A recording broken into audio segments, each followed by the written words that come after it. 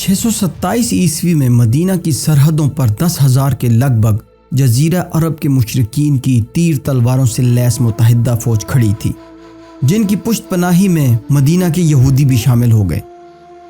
اس دور کے اعتبار سے عرب تاریخ کی سب سے بڑی متحدہ اور منظم فوج کا ارادہ نہ صرف مدینہ میں موجود مسلمانوں کا مکمل صفایا تھا، بلکہ وہ مدینہ پر قبضے کا ارادہ بھی رکھتے تھے۔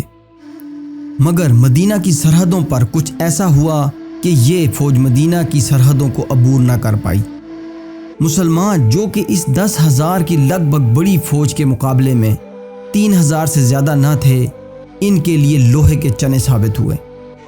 بے سر و سامانی کے عالم کے باوجود لگ بھگ 1 ماہ تک رہنے والی یہ دفاعی جنگ بالآخر اسلام کی شاندار فتح پر اختتام پذیر ہوئی۔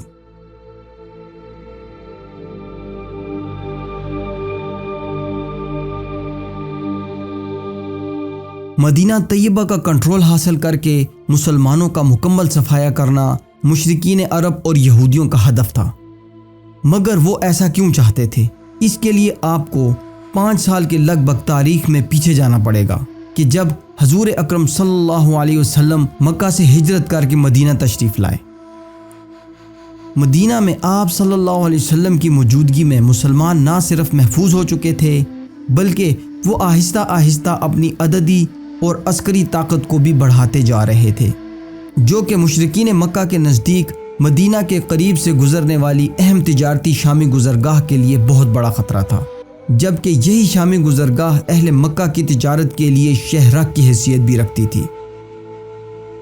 معرکہ بدر میں مسلمانوں کی کامیابی اور جنگ احد سے مشرکین مکہ کی بے نتیجہ واپسی نے مکہ کے تاجروں اور تجارتی سرگرمیوں کے لیے ایک سوالیہ نشان چھوڑ دیا کہ کل جو مسلمان مکہ سے بے سر و سامانی کے عالم میں نکلے تھے، آج وہ اس قابل تھے کہ مکہ کی تجارتی شہرک کو کبھی بھی کاٹ سکتے تھے، اور یہ مسلمانوں کی علاقائی طاقت کا منہ بولتا ثبوت تھا۔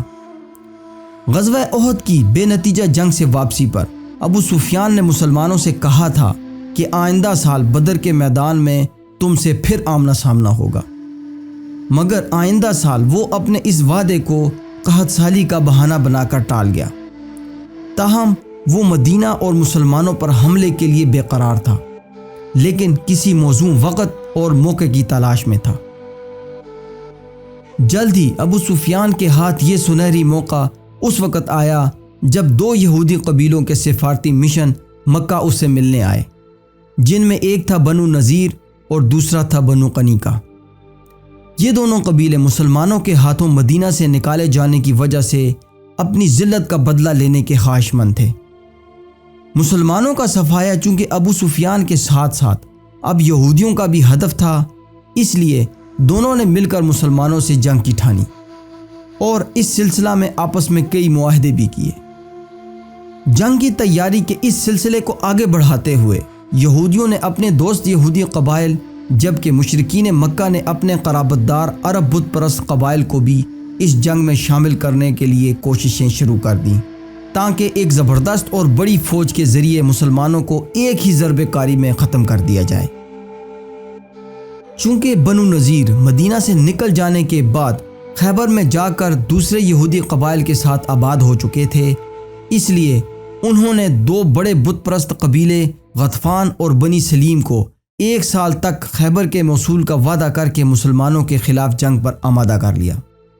اس سے پہلے تاریخ عرب میں اس قدر بڑے پیمانے پر مضبوط عسکری اتحاد کی مثال نہیں ملتی، جو کہ اس دفعہ مسلمانوں کے خلاف ترتیب دیا جا رہا تھا۔ یہ واقعی میں مسلمانوں کے لیے اس حوالے سے خطرناک بات تھی کہ اس دفعہ ان کے مقابلے پر خطہ عرب کی تقریباً یہودی اور مشرک عسکری قوت اکٹھی ہو چکی تھی۔ 4,000 پیدل فوج، 300 گھڑ سوار اور 1,500 کے قریب شتر سوار یعنی اونٹ سوار تو صرف ابو سفیان کی قیادت میں تھے، جبکہ دوسری بڑی طاقت قبیلہ غطفان کے 1,000 سوار اپنے سردار انینہ کی قیادت میں تھے۔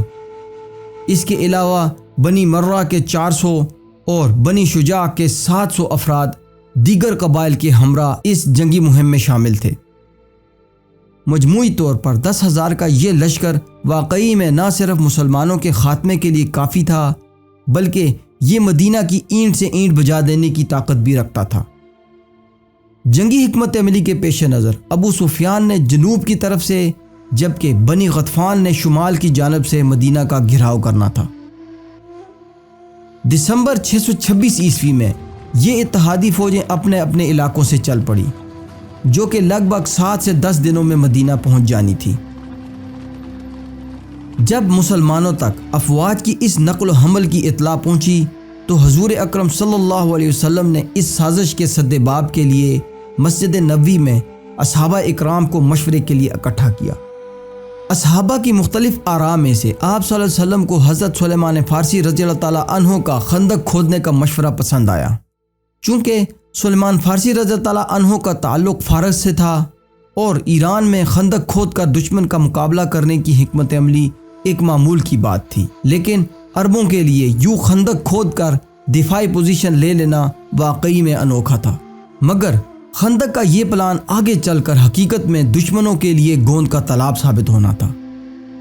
شہر مدینہ 3 اطراف سے قدرتی طور پر باغوں اور مکانوں کی دیواروں کے علاوہ پہاڑوں سے گھرا ہوا تھا، اور صرف قدر ہموار اور غیر محفوظ علاقے کو خندق کے ذریعے حصار میں لے کر اس دفاع کو مزید مضبوط بنایا جا سکتا تھا۔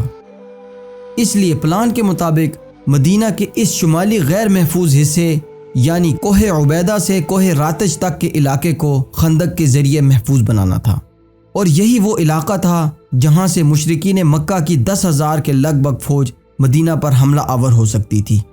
مسلمانوں نے بنا تاخیر خندق کی کھدائی پر کام شروع کر دیا تاکہ کم سے کم وقت میں اس کام کو مکمل کر کے کسی نہ کسی حد تک لشکر کفار کی اس چڑھائی کو روکا جا سکے۔ ہر 10 اصحابہ کو 120 فٹ جگہ کھودنے پر متعین کیا گیا، جو کہ لگ بھگ 9 گز یا 27 فٹ چوڑی اور 7 سے 10 فٹ تک گہری خندق ہونی تھی۔ یہ سب کام بہت کم وقت میں شدید سرد موسمی حالات اور غذائی قلت کے عالم میں کرنا تھے، اس لیے اصحابہ اکرام کے علاوہ آپ صلی اللہ علیہ وسلم نے بذات خود اس کھدائی کے کام میں شرکت کی۔ ہر بوڑھے جوان صحابی نے دن رات لگا کر غذائی قلت کے باوجود کھدائی کے اس کام کو جلد از جلد مکمل کرنے کی بھرپور کوشش شروع کر دی۔ آپ صلی اللہ علیہ وسلم نے بھی شدید بھوک کے عالم میں اپنے صحابہ کے شانہ بشانہ کھدائی کے اس کام میں شرکت کی۔ بہرحال مشرکین مکہ اور یہودیوں کی مشترکہ افواج کے پہنچنے سے پہلے ہی اس خندق کا کام مکمل کر لیا گیا۔ کہا جاتا ہے کہ لگ بھگ 3 دنوں کے بعد مشرکین مکہ کی متحدہ افواج شہر مدینہ کے اسی شمالی حصے کے قریب پہنچ گئیں جہاں سے انہوں نے مدینہ میں داخل ہونا تھا، مگر وہ یہ خندق دیکھ کر سکتے میں آ گئی کیونکہ اس خندق کو عبور کرنا ان کے لیے انتہائی حد تک مشکل کام تھا۔ مشرکین مکہ بنی غطفان اور بنی قنیقہ کو مجبوراً خندق کے اس پار ہی ڈیرے ڈالنے پڑے، جبکہ مسلمان خندق کے اس پار شہر مدینہ کی حدود میں کھڑے پہرا دے رہے تھے۔ اگر شہر مدینہ کے اندرونی حالات کی بات کی جائے تو اس وقت بھی یہودیوں کا ایک قبیلہ شہر مدینہ کے جنوبی حصے میں موجود تھا جس کا نام تھا بنو قریظہ۔ یہ قبیلہ مسلمانوں کے ساتھ ایک امن معاہدے کا حصہ تھا، اس لیے مسلمان ان کی طرف سے بالکل مطمئن تھے، جبکہ کسی بھی ناگہانی صورتحال کے پیش نظر بچوں اور عورتوں کو گھروں سے نکال کر محفوظ قلعوں میں منتقل کر دیا گیا تھا۔ جنگ کا آغاز تو تیروں کے تبادلوں سے شروع ہو گیا، لیکن مشرکین مکہ اس خندق کو عبور کرنے کی بارہا کوششیں کرتے رہے جو کہ ناکام ہوتی رہیں، مگر ایک دن عمرو ابن عبدود کی قیادت میں 5 سوار عمرو بن عبدود، اکرمہ بن ابو جہل، زرار بن خطاب، نوفل بن عبداللہ اور ابن ابی وہب نے خندق کو ایک کم چوڑی جگہ سے پار کر لیا۔ عمرو بن عبدود عرب کا وہ مشہور سورما پہلوان تھا جس کی دہشت سے لوگ کانپتے تھے۔ اس نے سپاہ اسلام کو للکار کر جنت کا مذاق بناتے ہوئے کہا، اے جنت کے دعوے داروں کہاں ہو؟ کیا کوئی ہے جسے میں جنت کو روانہ کر دوں یا وہ مجھے دوزخ میں بھیج دے؟ عبدود بار بار اپنی اس بات کا اعلان کرتا رہا۔ اس پر حضور اکرم صلی اللہ علیہ وسلم نے فرمایا، کوئی ہے جو اس کے شر کو ہمارے سروں سے دور کرے۔ حضرت علی رضی اللہ تعالیٰ عنہ نے آمادگی ظاہر کی، لیکن اس وقت حضور اکرم صلی اللہ علیہ وسلم نے ان کو اجازت نہ دی۔ حضور اکرم صلی اللہ علیہ وسلم نے پھر دوسری اور تیسری دفعہ یہی بات دہرائی۔ تینوں ہی دفعہ حضرت علی رضی اللہ تعالیٰ عنہ تیار ہوئے۔ اس پر حضور اکرم صلی اللہ علیہ وسلم نے انہیں اپنا امامہ اور تلوار عطا کی اور فرمایا کہ کل ایمان کل کفر کے مقابلے پر جا رہا ہے۔ حضرت علی رضی اللہ تعالیٰ عنہ جب میدان میں اترے تو ایک سخت ترین جھڑپ کا آغاز ہو گیا، اور پھر اسی جھڑپ کے دوران نعرہ تکبیر کی آواز بلند ہوئی، جس پر حضور اکرم صلی اللہ علیہ وسلم نے فرمایا کہ خدا کی قسم علی نے اسے قتل کر دیا ہے۔ عمرو بن عبدود کے قتل کی دہشت اتنی تھی کہ اس کے باقی ساتھی فوراً فرار ہونے لگے۔ نوفل بن عبداللہ فرار ہوتے وقت خندق میں گر گیا، جسے نیچے اتر کر حضرت علی رضی اللہ تعالیٰ عنہ نے قتل کر دیا، جبکہ باقی افراد فرار ہونے میں کامیاب ہو گئے۔ حضور اکرم صلی اللہ علیہ وسلم نے اس دن فرمایا کہ روز خندق علی کی ضرب تمام جن و انس کی عبادت سے افضل ہے۔ بار بار خندق عبور کرنے کی کوششوں میں ناکامی کے بعد جب محاصرہ طول پکڑ گیا تو اتحادی افواج نے مسلمانوں کی دفاعی لائن کو کمزور کرنے کے لیے یہودی قبیلے بنو قریظہ کو استعمال کرنے کا فیصلہ کیا، تاکہ مسلمانوں کی پشت سے اور اندرون سے ان کو کمزور کیا جائے اور ان پر حملہ کیا جائے۔ اس مقصد کے لیے انہوں نے اپنا ایک نمائندہ بنو قریظہ کی طرف بھیجا، جس کا نام حیہ ابن اخطب تھا۔ حیہ ابن اخطب شروع میں بنو قریظہ کو اپنے ساتھ ملانے میں ناکام رہا، لیکن مسلسل کوششوں کے بعد وہ بالآخر بنو قریظہ کو مسلمانوں کے ساتھ کیے گئے امن معاہدے کو توڑنے اور عہد شکنی کرنے پر مجبور کرنے میں کامیاب ہو گیا۔ جب بنو قریظہ کی طرف سے امن معاہدہ توڑنے کی اطلاع حضور اکرم صلی اللہ علیہ وسلم تک پہنچی تو وہ بہت رنجیدہ ہوئے۔ کہا جاتا ہے کہ بنو قریظہ کی طرف سے شہر مدینہ کے اندرونی حصے میں کچھ حملے کیے گئے، مگر مسلمان خواتین کی طرف سے ان پر قابو پا لیا گیا۔ ان حالات میں قلعوں میں موجود خواتین کو ہوشیار رہنے کی ہدایات جاری کر دی گئیں، کیونکہ مسلمانوں کا بیک وقت دونوں محاذوں پر توجہ مرکوز رکھنا بہت مشکل تھا۔ لیکن ان کٹھن حالات اور افرادی قوت کی کمی کے باوجود بھی مسلمانوں نے مدینہ کی گلیوں محلوں میں گشتی ٹیموں کو پہرے پر متعین کر دیا، تاکہ مدینہ کے اندرونی حالات کو قابو میں رکھا جا سکے۔ ان حالات میں آپ صلی اللہ علیہ وسلم نے محسوس کیا کہ مسلمان ان مشکل حالات میں اپنی برداشت کی حدوں کو پہنچ چکے ہیں، تو آپ صلی اللہ علیہ وسلم نے اس اندرونی اور بیرونی دباؤ کو ختم کرنے کے لیے بنو غطفان کی طرف صلح کا پیغام بھیجا۔ آپ صلی اللہ علیہ وسلم نے بنی غطفان کو جنگ سے واپس لوٹ جانے کے عوض انہیں مدینہ کی کھجوروں کا 1/3 حصہ دینے کا وعدہ کیا، مگر غطفانیوں نے آپ کی اس پیشکش سے نہ صرف انکار کر دیا بلکہ وہ جنگ پر ہی ڈٹے رہے۔ اندرونی اور بیرونی دباؤ کے باوجود مسلمان اس محاصرے کو برداشت کرتے رہے، جبکہ روزانہ صبح دونوں اطراف سے فریقین اپنی پوزیشن لینے کے بعد ایک دوسرے پر پتھروں اور تیروں سے حملہ کرتے، اور یہ تیر اندازی اور سنگباری کا عمل شام تک جاری رہتا۔ اس کے علاوہ مشرکین مکہ خندق کے کمزور حصوں سے اسے عبور کرنے کی کوششیں بھی کرتے رہتے، اور مسلمان ان کوششوں کو ناکام بنانے میں مصروف عمل رہتے۔ ان معمول کی جھڑپوں کے ساتھ محاصرے کو کافی دن گزر چکے تھے، لیکن لشکر کفار کو کوئی واضح کامیابی حاصل نہیں ہو رہی تھی۔ جنگ کے اس مرحلے پر ایک ایسے شخص کی انٹری ہوئی جس نے اس جنگ کا پاسا پلٹ دیا۔ اس شخص کا نام تھا نعیم ابن مسعود۔ اس کا شمار قبیلہ غطفان کے انتہائی با اثر خاندانی افراد میں ہوتا تھا، اور یہ شخص نعیم ابن مسعود اندرونی طور پر مسلمان ہو چکا تھا، جس کا قبیلہ غطفان کو بالکل بھی اندازہ نہیں تھا۔ وہ ایک دن حضور اکرم صلی اللہ علیہ وسلم کی خدمت میں حاضر ہوئے اور نہ صرف اپنے مسلمان ہونے کی شہادت دی بلکہ عرض کرنے لگے کہ میں چاہتا ہوں کہ دین اسلام کی مدد کروں، کوئی ایسی تدبیر کروں کہ ان مشرکین کی جماعت میں پھوٹ پڑ جائے۔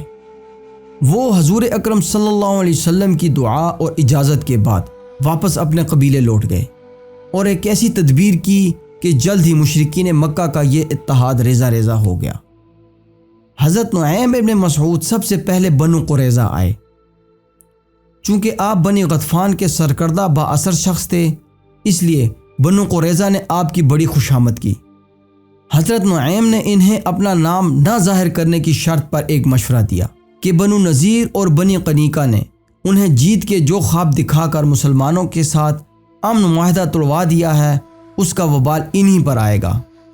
اگر بنو نذیر اور مکہ والے یہ جنگ جیت نہ پائے تو ہار کی صورت میں وہ تو اپنے وطن واپس لوٹ جائیں گے، جہاں ان کے گھر بار، مال مویشی اور بیوی بچے سب محفوظ ہیں، جبکہ بنو قریظہ کو یہاں رہ کر کیے گئے اس غلط فیصلے کا انجام بھگتنا پڑے گا۔ اور تمہارا کیا خیال ہے کہ مسلمان تمہیں یوں ہی چھوڑ دیں گے؟ یا تو تم مارے جاؤ گے یا پھر تمہیں بھی بنو نذیر کی طرح اپنا علاقہ چھوڑنا پڑے گا۔ اپنی فکر کرو۔ میرا مشورہ ہے کہ تم لوگ قریش مکہ اور غطفانیوں کے 70 سے 100 بڑے سرداروں کو بطور ضمانت اپنے پاس رکھ لو، تا وقت یہ کہ وہ مسلمانوں کو مکمل طور پر نیست و نابود نہ کر دیں۔ بنو قریظہ کو نعیم ابن مسعود کی یہ تجویز بہت پسند آئی۔ اس کے بعد نعیم ابن مسعود قریش مکہ کے کیمپ میں پہنچے۔ یہاں بھی ان کا بڑی گرم جوشی سے استقبال کیا گیا۔ نعیم ابن مسعود نے انہیں کہا کہ میں کیوں نہ آپ کو ایک ایسی قیمتی بات بتاؤں جو آپ کے لیے بہت اہم ہے، بشرط یہ کہ آپ میرا نام یہودی قبائل میں ظاہر نہیں کریں گے۔ ایفائے عہد لینے کے بعد انہوں نے قریش مکہ کو کہا کہ آپ کو یہ سن کر حیرانگی اور انتہائی افسوس ہوگا کہ بنو قریظہ مسلمانوں سے توڑے گئے امن معاہدے کو دوبارہ بحال کرنے کے خواہش مند ہیں، اور اس سلسلہ میں اپنی وفاداری کو ظاہر کرنے کے لیے وہ قریش مکہ اور بنو غطفان کے 70 سے 100 بڑے سرداروں کو اکٹھا کر کے مسلمانوں کے حوالے کریں گے۔ قریش مکہ کے لیے یہ بات کافی پریشان کن تھی۔ بہرحال انہوں نے نعیم ابن مسعود کی اس بات کو ہلکا نہ لیا اور اس کی تحقیق میں لگ گئے۔ محاصرہ چونکہ دنوں سے اب ہفتوں میں بدل چکا تھا، اس لیے مسلمان خوراک کی کمی اور موسم کی شدت کی وجہ سے آہستہ آہستہ اپنی برداشت کی حدوں کو چھو رہے تھے۔ تاہم مشرکین مکہ اور یہودیوں کی مشترکہ افواج بھی شدید موسمی حالات، غذائی قلت اور خندق عبور کرنے میں مسلسل ناکامی کے سبب ذہنی دباؤ کا شکار ہوتی جا رہی تھی، جبکہ نعیم ابن مسعود کی طرف سے مشرکین مکہ اور یہودیوں کے درمیان پیدا کیا گیا انتشار اب ایک تناور درخت بن چکا تھا۔ مشرکین مکہ اور غطفانیوں نے بنو قریظہ کی وفاداری کو جانچنے کے لیے ان کی طرف مدد حاصل کرنے کے لیے اپنے نمائندے بھیجے۔ جب یہ مشن بنو قریظہ کے پاس پہنچا تو بنو قریظہ نے ان کے سامنے یہ مطالبہ رکھ دیا کہ جب تک قریش مکہ اور بنو غطفان کے 70 سردار ان کے پاس نہیں آ جاتے، وہ اس وقت تک نہ تو کھل کر ان کا ساتھ دیں گے اور نہ ہی ان کی حمایت کریں گے۔ یہ سب حالات و واقعات نہ صرف نعیم ابن مسعود کی بات کو تقویت دیتے تھے، بلکہ مشرکین مکہ اور غطفانیوں کو بدحواس کرنے کے لیے کافی تھے۔ محاصرہ 5ویں ہفتے میں داخل ہو چکا تھا، اور جہاں مشرکین مکہ اور غطفانیوں نے پڑاؤ ڈالا ہوا تھا، وہاں انتہائی سردی کے ساتھ ساتھ اب طوفانی ہوائیں بھی چلنا شروع ہو گئیں، جو کہ عذاب الہی بن کر نہ صرف لشکر کفار کے خیموں کو اڑا کر ساتھ لے گئیں، بلکہ ان کی اشیاء خرد و نوش بھی صحرائی ریت کی نظر ہو گئیں، جبکہ دوسری طرف مسلمانوں نے اس طوفان میں قریبی پہاڑی کی آڑ لے کر اپنی جان بچائی۔ متحدہ لشکر کفار تو پہلے ہی اس طویل محاصرے سے تھکن اور بدحواسی کا شکار تھا، تاہم اس طوفان سے پیدا شدہ غذائی قلت نے انہیں مزید حواس باختہ کر دیا، اور وہ اب کسی بھی صورت اس محاصرے کو جاری نہیں رکھ سکتے تھے۔ یہ لوگ تو نفسیاتی طور پر بہت پہلے ہی جنگ ہار چکے تھے، مگر اس طوفان نے ان کی بچی کچی امیدوں پر بھی پانی پھیر دیا اور انہیں یہاں سے بھاگنے پر مجبور کر دیا۔ مشرکین مکہ اور غطفانیوں نے راتوں رات اس محاصرے کو اٹھایا اور اپنا ضروری سامان لے کر صبح ہونے سے پہلے پہلے یہاں سے اپنے گھروں کو فرار ہو گئے۔ وہ جو پورے عرب کی طاقت اور قوت کو اکٹھا کر کے مسلمانوں کے خاتمے کے لیے مدینہ آئے تھے، ان کو شدید مالی نقصان اور ذلت کے ساتھ خالی ہاتھ واپس لوٹنا پڑا۔ اگلے دن کا سورج جب طلوع ہوا تو یہ مسلمانوں کی شاندار فتح کا دن تھا۔ خندق کے اس پار اکا دکا خیموں اور بچے کچے مال مویشیوں کے علاوہ کچھ بھی نہیں تھا۔ اس جنگ میں مسلمانوں کے لگ بھگ 5 سے 6 افراد شہید ہوئے اور مشرکین کے 8 سے زیادہ افراد ہلاک ہوئے۔ مسلمانوں کی اس شاندار فتح میں خندق اور نعیم ابن مسعود کی حاضر دماغی بڑی کام آئی۔ غزوہ خندق 10 بالمقابل جنگ سے زیادہ ایک اصحابی جنگ تھی، اور اس جنگ میں اللہ پاک کے فضل و کرم سے مسلمانوں نے لشکر کفار پر نہ صرف اصحابی فتح حاصل کی بلکہ جزیرہ عرب کے بڑے بڑے قبائل مسلمانوں کو اب ایک بڑی عسکری طاقت کے طور پر بھی تسلیم کرنے لگے۔ اس جنگ سے ایک بات تو واضح ہو گئی کہ یہودیوں پر کسی بھی صورت اعتماد نہیں کیا جا سکتا، چونکہ یہودی قبیلے بنو قریظہ کی عہد شکنی نے مسلمانوں کی آنکھیں کھول دی۔ اس لیے مسلمانوں نے بنی قریظہ کو سبق سکھانے کے لیے غزوہ خندق کے فوراً بعد حکم خداوندی سے ان کے ساتھ ایک جنگ کی، جسے تاریخ میں غزوہ بنو قریظہ کے نام سے یاد رکھا گیا۔